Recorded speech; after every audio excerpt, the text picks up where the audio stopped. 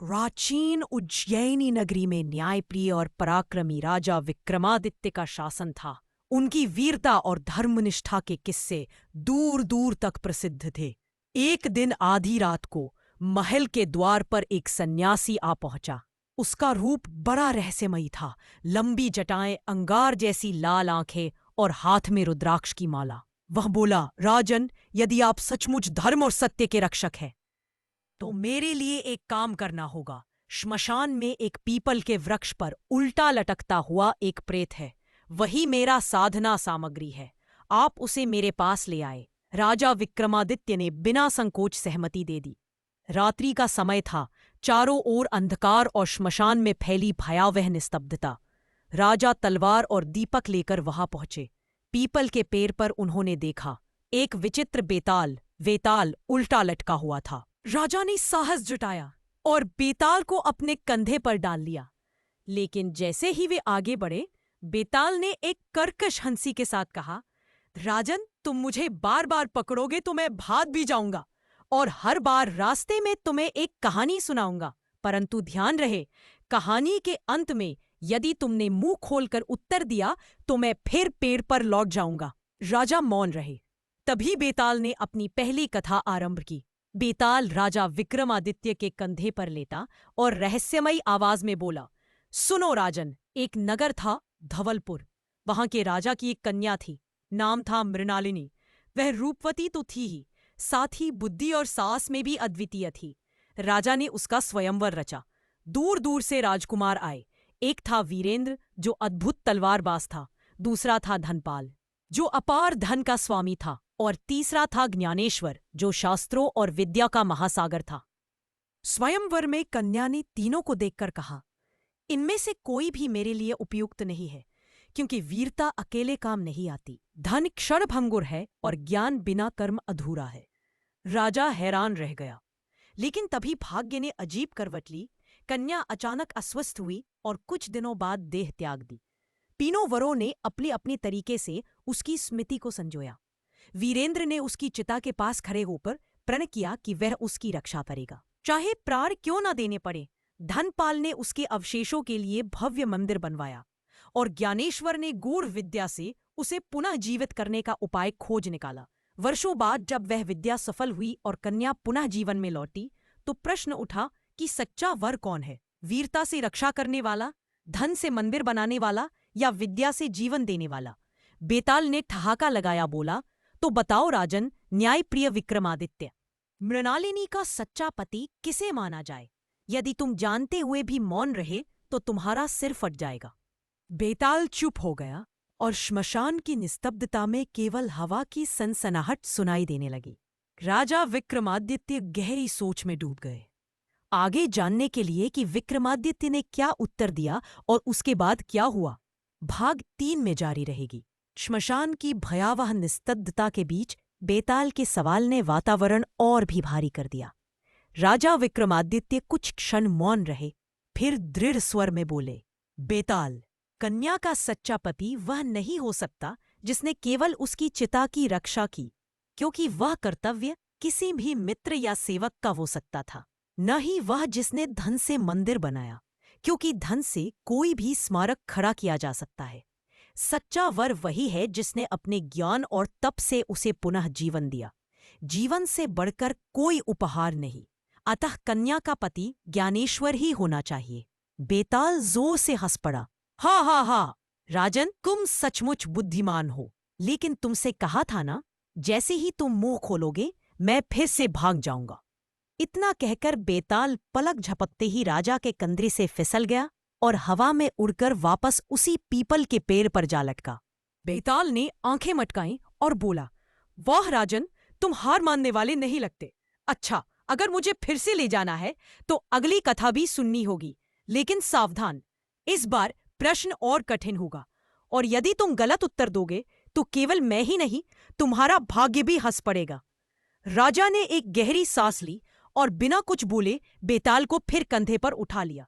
धीरे धीरे श्मशान का अंधेरा और घना होने लगा और बेताल ने दूसरी कथा शुरू की।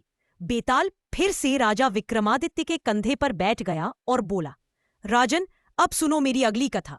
यह कथा है प्रयागपुर की। वहां के राजा का नाम था सुरत और उसकी रानी का नाम ललिता। उनकी एक ही पुत्री थी, चंद्रिका। चंद्रिका रूप, गुण और विद्या में अद्वितीय थी। एक दिन राजमहल के उद्यान में 3 युवक पहुंचे। पहला था अर्जुन सेन, जिसे युद्ध कला और साहस पर गर्व था। दूसरा था सुदीप, जो ज्योतिष और विद्या में पारंगत था। तीसरा था माधव, जो संगीत और कला का दीवाना था। तीनों चंद्रिका को पाने की चाह रखते थे, परंतु तभी विधि का खेल शुरू हुआ। एक भयंकर दानव ने नगर पर आक्रमण कर दिया और चंद्रिका को उठाकर ले गया। अर्जुन सेन ने तलवार उठाई और दानव से भिड़ गया। सुदीप ने ज्योतिष और तंत्र से दानव की शक्ति कमजोर कर दी और माधव ने अपने वीणा वादन से दानव का ध्यान भटका दिया। तीनों के सहयोग से दानव पराजित हुआ और चंद्रिका मुक्त हुई। अब प्रश्न उठा, चंद्रिका का सच्चा पति कौन होना चाहिए? वह जिसने युद्ध में दानव का वध किया, वह जिसने विद्या से दानव को कमजोर किया, या वह जिसने कला से दानव को मोहित कर विजय को संभव बनाया? बेताल ठठाकर हंसा। बताओ राजन, यदि जानते हुए भी चुप रहे तो तुम्हारा सिर फट जाएगा। अगर उत्तर दोगे तो मैं फिर पेड़ पर लौट जाऊंगा। विक्रमादित्य ने तलवार की मूठ कसकर पकड़ी और गहरी सोच में डूब गए। बेताल के प्रश्न ने अंधेरी रात को और भी भारी बना दिया। राजा विक्रमादित्य कुछ क्षण विचार में डूबे रहे, फिर बोले, बेताल, विजय तभी संभव हुई जब तीनों ने अपना अपना योगदान दिया। लेकिन यदि सबसे महत्वपूर्ण की बात करें तो सच्चा पति वही होगा जिसने जीवन दांव पर लगाकर दानव का वध किया, अर्जुन सेन। क्योंकि विद्या और कला तभी सफल हो सकती है जब कोई अंततः शत्रु को हराने का साहस दिखाए। बेताल जोर जोर से हंस पड़ा। हा हा हा, राजन, तुम्हारा उत्तर सही है, लेकिन मैंने चेतावनी दी थी, मुंह खोलते ही मैं भाग जाऊंगा। इतना कहकर बेताल राजा के कंधे से फिसलकर फिर उसी पीपल के पेड़ पर जा लटका।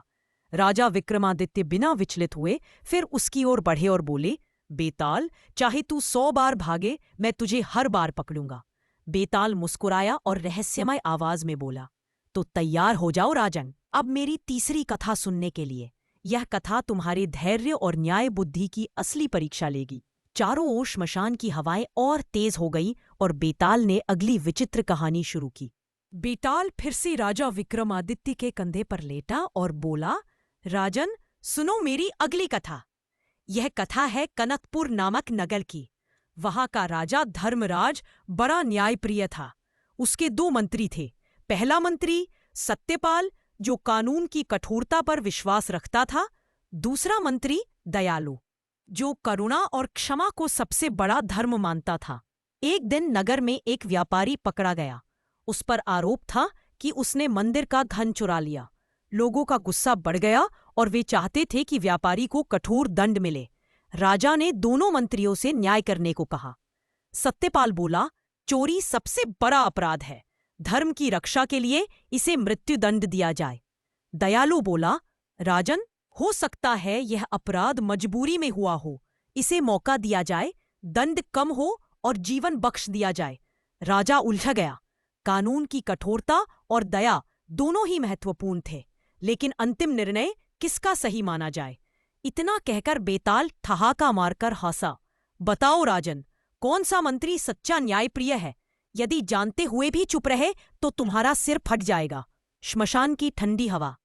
राजा विक्रमादित्य ने तलवार कसकर पकड़ी और गहरे विचार में डूब गए। बेताल का सवाल हवा में गूंज रहा था। राजन, कौन है सच्चा न्यायप्रिय, कठोर सत्यपाल या दयालु मंत्री? राजा विक्रमादित्य ने कुछ क्षण मौन साधा, फिर दृढ़ स्वर में बोले, न्याय केवल कठोरता में नहीं और न ही केवल दया में है। यदि कानून अंधा होकर कठोर हो तो निर्दोष भी नष्ट हो सकता है, और यदि न्याय केवल दया पर टिका हो तो अपराधी बार बार अपराध करेगा। सच्चा न्याय वही है जहां सत्य और करुणा का संतुलन हो। अतः सही मंत्री वह है जिसने अपराध को देखा परंतु उसके पीछे की परिस्थिति भी समझी। दंड होना चाहिए, लेकिन इतना नहीं कि प्राण ही छीन ले। सुधार का अवसर देना ही सच्चा न्याय है। इतना कहकर राजा ने अंतिम निष्कर्ष सुनाया, दयालु मंत्री ही सच्चा न्यायप्रिय है। बेताल ठाका मारकर हंस पड़ा। हा हा हा, राजन, तुम्हारा उत्तर फिर सही है, लेकिन मैंने कहा था ना, जैसे ही तुम मुंह खोलोगे मैं भाग जाऊंगा। इतना कहते ही बेताल विक्रम के कंधे से फिसलकर फिर उड़ गया और उसी पीपल के पेड़ पर जा लटका।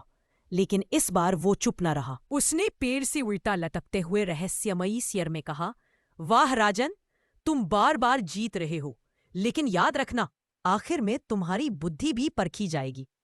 अब सुनो मेरी अगली कथा, एक राजकुमार और उसकी 2 रानियों की विचित्र कहानी। राजा विक्रमादित्य तलवार उठाए, मौन साधे, फिर बेताल को पकड़ने के लिए आगे बढ़े।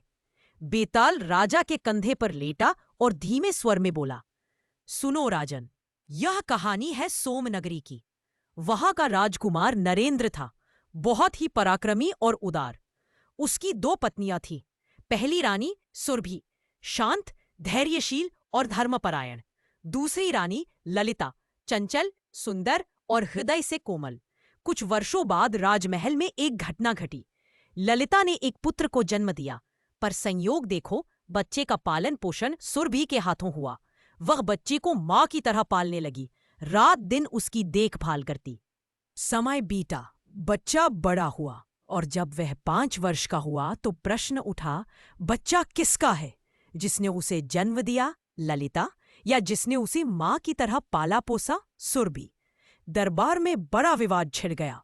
दोनों रानियां अपने अपने अधिकार की बात कर रही थी। राजकुमार नरेंद्र भी असमंजस में पड़ गया। एक तरफ जन्म का अधिकार, दूसरी तरफ पालन पोषण का अधिकार। बेताल की आवाज गूंजी, बताओ राजन, न्याय किसके पक्ष में होना चाहिए? जन्म देने वाली मां सच्ची है या पालने वाली मां? रात के अंधकार में यह प्रश्न गूंजता रहा। श्मशान की हवाएं और भी ठंडी हो गईं। राजा विक्रमादित्य गहरी सोच में डूब गए। बेताल का सवाल श्मशान की हवाओं में गूंज रहा था, राजन, बताओ, जन्म देने वाली मां सच्ची है या जिसने पालन पोषण किया? राजा विक्रमादित्य ने गहरी सांस ली, तलवार की मूठ कसकर पकड़ते हुए बोले, बेताल, केवल जन्म देने से कोई मां नहीं बनती और केवल पालन पोषण करने से भी पूरी जिम्मेदारी नहीं निभाई जाती। सच्चा मां पालक वही है जो बच्चे को भलाई और संरक्षण के लिए जीवन भर समर्पित रहे। इस मामले में जन्म देने वाली रानी ललिता ने जन्म दिया, लेकिन सुरभि ने उसे मां की तरह संवारा। इसीलिए न्याय दोनों के बीच संतुलित होना चाहिए। बच्चे का पालन पोषण और सुरक्षा सच्चे मां पालक का प्रमाण है। अतः बच्चे का अधिकार दोनों रानियों पर समान रूप से होना चाहिए। बेताल ठहाका मारकर हंस पड़ा। हा हा हा, राजन, तुम्हारा उत्तर फिर सही है। तुम बुद्धि और करुणा दोनों में निपुण हो, लेकिन याद रखना, अगली कथा और भी कठिन है। इस बार मैं तुम्हारी धैर्य और वीरता की परीक्षा लेने वाला हूं। तैयार हो जाओ, क्योंकि अब कहानी है सिंहासन की चोरी और राजकुमारी की रक्षा की। इतना कहकर बेताल फिर से उड़कर पीपल के पेड़ पर जा लटका। राजा विक्रमादित्य बिना हिले डुले तलवार उठाए और दीपक हाथ में लिए आगे बढ़े। श्मशान की अंधेरी हवाएं जैसे अगले रोमांच का संकेत दे रही थीं। बेताल राजा के कंधे पर लपका और गंभीर स्वर में बोला, राजन, अब सुनो मेरी अगली और सबसे कठिन कथा। यह कहानी है सिंहासन की चोरी और राजकुमारी की रक्षा की। एक महान राजा था, राजाधिराज विक्रमादित्य, पुराने समय के समान नाम, जिसकी राजधानी में सोने का सिंहासन था। एक रात एक दुष्ट तांत्रिक ने योजना बनाई, सिंहासन चोरी कर लिया और राजकुमारी यशस्विनी को बंदी बना लिया। राजा ने 3 योद्धाओं को भेजा। पहला वीरसेन, तलवार में निपुण। दूसरा धनराज, धन और सत्ता में माहिर। तीसरा बुद्धिमान, जिसका नाम था विक्रम। तीनों ने अलग अलग तरीके से राजकुमारी को बचाने और सिंहासन लौटाने की कोशिश की। वीरसेन ने शत्रु से लड़ाई की। धनराज ने चतुराई से तांत्रिक का धन हथिया लिया। विक्रम ने अपनी बुद्धि से जाल और छल का भान कर दुष्ट तांत्रिक को पकड़ लिया। लेकिन कहानी में सबसे कठिन प्रश्न यही था, राजकुमारी और सिंहासन की रक्षा में सर्वश्रेष्ठ वीर कौन था? क्या वह वीरता या चतुराई और योजना से विजय पाने वाला? बेताल ने ठाठा मारकर हंसते हुए कहा, राजन, यदि तुम सही उत्तर नहीं दोगे तो यह खेल तुम्हारे लिए खतरा बन जाएगा। याद रखो, इस बार तुम्हारी बुद्धि और साहस दोनों की परीक्षा है। श्यामल अंधकार में श्मशान की हवाएं जोर से चल रही थीं। राजा विक्रमादित्य ने तलवार कसकर पकड़ी और दीपक हाथ में लेकर गहरी सोच में डूब गए। श्यामल अंधकार में श्मशान की हवाएं तेज थीं। बेताल उल्टा लटक रहा था और रहस्यमयी आवाज में बोला, राजन, अब आखिरी परीक्षा तुम्हारी बुद्धि, साहस और न्यायप्रियता की होगी। सिंहासन की रक्षा और राजकुमारी की सुरक्षा में सर्वश्रेष्ठ वीर कौन था? क्या वह वीरता के लिए लड़ने वाला वीरसेन? क्या वह चतुराई और योजना से विजय पाने वाला विक्रम? या धन और शक्ति का उपयोग करने वाला धनराज? राजा विक्रमादित्य ने गहरी सांस ली। उन्होंने तलवार की मूठ कसकर पकड़ी और अपने ज्ञान और अनुभव के बल पर कहा, बेताल, किसी भी विजय में केवल एक गुण पर्याप्त नहीं होता। वीरता, धन, बुद्धि तीनों का संतुलन ही महान कार्य को संभव बनाता है। वीरसेन ने युद्ध किया, धनराज ने संसाधनों का उपयोग किया और विक्रम ने बुद्धि से दुष्ट को परास्त किया। यदि केवल वीरता होती तो योजना विफल हो जाती। यदि केवल धन होता तो वीरता नष्ट हो जाती। यदि केवल बुद्धि होती तो साहस के बिना कोई काम पूरा नहीं होता। इसलिए सर्वश्रेष्ठ वीर वही है जिसने सभी गुणों का संतुलन रखा और इस मामले में दोनों, वीरता, बुद्धि और समर्पण, साथ मिलकर विजय सुनिश्चित की। यशस्विनी और सिंहासन सुरक्षित हुए क्योंकि सबने अपने अपने तरीके से योगदान दिया। सच्चा वीर वही है जो स्वयं नहीं बल्कि कार्य और न्याय के लिए संपूर्णता से प्रयास करे। बेताल ठहाका मारकर हंस पड़ा। उसकी हंसी में अब डर नहीं बल्कि प्रशंसा झलक रही थी। हा हा हा, राजन, तुम्हारा उत्तर अद्भुत है। तुमने दिखाया कि वीरता, बुद्धि और न्याय को केवल एक एक गुण में न बांधकर सबका संतुलन ही महानता है। अब समय है मेरा असली रहस्य उजागर करने का। बेताल की आंखें चमक उठी। वह पेड़ से धीरे धीरे नीचे आया और बदलते रूप में सामने आया। मैं वह साधु नहीं हूं जैसा मैंने दिखाया था।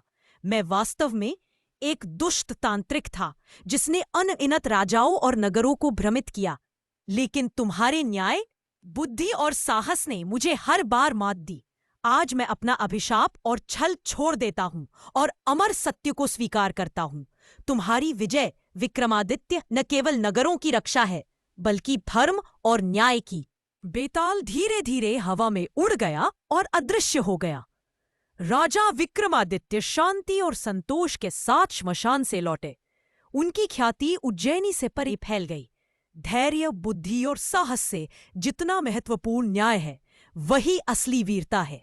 और इस तरह राजा विक्रमादित्य की अमर कथा समाप्त हुई, लेकिन उनकी बुद्धिमत्ता, वीरता और न्यायप्रियता की कहानियां सदियों तक लोक कथाओं और गाथाओं में जीवित रही। आपको ये वीडियो कैसी लगी कमेंट बॉक्स में कमेंट करके जरूर बताएं और चैनल को सब्सक्राइब करें ताकि हम और न्यू स्टोरी आपके लिए लेकर आए। सब्सक्राइब करने से आपको उन स्टोरी का नोटिफिकेशन मिल जाएगा।